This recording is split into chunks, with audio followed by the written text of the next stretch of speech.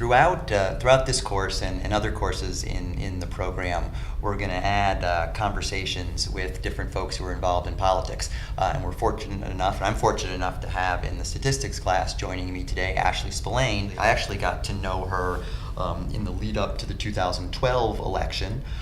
She was working for a company called Atlas Project, which we'll talk about a little bit. But Ashley graduated from George Washington University. She comes from my home state of Massachusetts.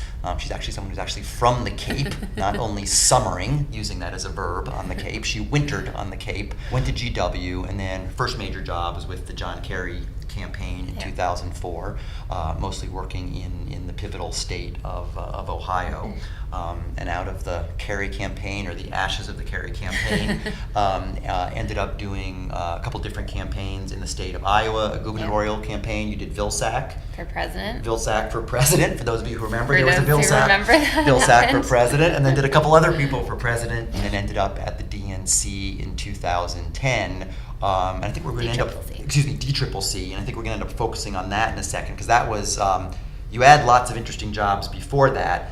That was the first time you really got to spend a lot of money and make a lot of decisions. After the Atlas Project, she went on to be director of Rock the Vote, and then got her graduate degree at Harvard at the Kennedy School, and does a bunch of consulting now, mostly revolving around participation, and also doing philanthropic, which is hard to say, philanthropic consulting to folks in the, which I lovingly say, the do-gooder space. So less partisan work than you used to do, and a little bit more on the do-gooder side. So I blabbered on a lot, but she's got a great biography. Ashley, we're focusing here in the class. It's not your typical cookbook statistics class. I'm making them learn what it means in a standard deviation, how to calculate a correlation coefficient, because as you know, you use those things all the time in politics. But really focusing on three things: how to do a survey, how to work with the voter file, and then some technical skills about media buying. So it's not like you were an old grizzled veteran, but I'd love you to reflect a little bit back. It can be back farther, or maybe 2010, when you were someone who was consuming polling, consuming information on the voter file, and having to make targeting decisions. And even though an IE is supposed to do a lot of stuff, at the end of the day, you were spending a lot of money on television advertising. What are the things you wish you would have known in each of those areas, and maybe start in each of those areas and we can have a conversation? What are the things you wish you would have known in spring of 2010 or fall of 2009 before you took that job leading up into the 2010 congressional elections? So many things. We lost a lot of races that cycle. I think one of the biggest things, I actually think a program like this is amazing, because you get to learn so much of the wonky side of things that you don't get to do as thoroughly when you're on the job and in the moment, because so much is happening. So taking all the time you can to really dig in now is helpful, and learn the math that seems stupid that you are going to want later to hold your consultants accountable.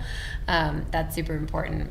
I think on the polling side of things, polling gets a bad rap these days, and also is still the tool we have to understand where the electorate is and what people are thinking. The thing I wish I had known to pay less attention to, and do ignore almost completely now, is the horse race. So the least, it's helpful to have a benchmark of where your candidate is at the beginning, and how you're moving throughout.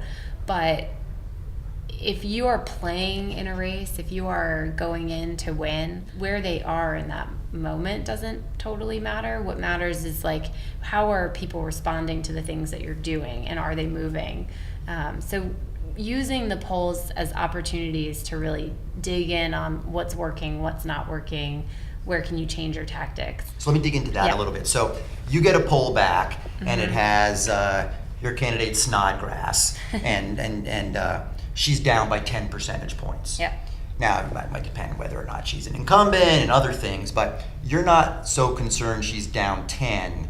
You're more worried that when you do your message testing to see if you can move that X percentage points. Is that correct characterization? It depends on, if you are looking at the entire United States and trying to figure out where do I need to be this cycle, what races are we going to invest in, and where are we going to drop, the horse race matters a little bit more. But if you're a candidate running for office, or you're running a candidate for office, and this is your job no matter what's happening, then you want to be spending your time focusing on what moves the voters and what works and what isn't working. And part of what I think, we saw this in 2016, people weren't doing particularly well, is you should be gut checking assumptions that you have, the intel you're getting from the field, people's anecdotes. I mean, I use that stuff all the time. I listen to, if I'm in Minnesota or Missouri, or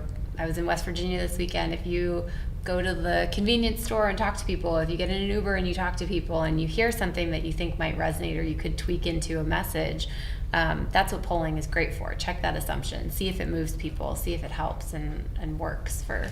Let me follow that in sort of a similar direction. Most of the people in our program are going to be deciding whether or not to run for political office. Yeah. And so some have decided they want to run, and they're going to run. Yeah. Others may commission a poll to make an assessment about whether they should run. So I didn't necessarily know we would go in this direction, but it's really important and interesting. What you're saying is, if you get a poll back and it shows you're winning by 10 and you're losing by 10, don't get too high or too low on either of those things. What should you be looking? Because what we also have to remember, and frankly, there's lots of consultants who are always going to tell you to run. Yeah. Right? I'll tell you to run. And you'll tell you to run. Well, there's lots of reasons to just run. There's a lot of reasons to just run, yeah. To just run. Yeah. But if you're someone who's trying to calculate a probability of victory, yeah. you're someone who has other choices in life, yeah. right?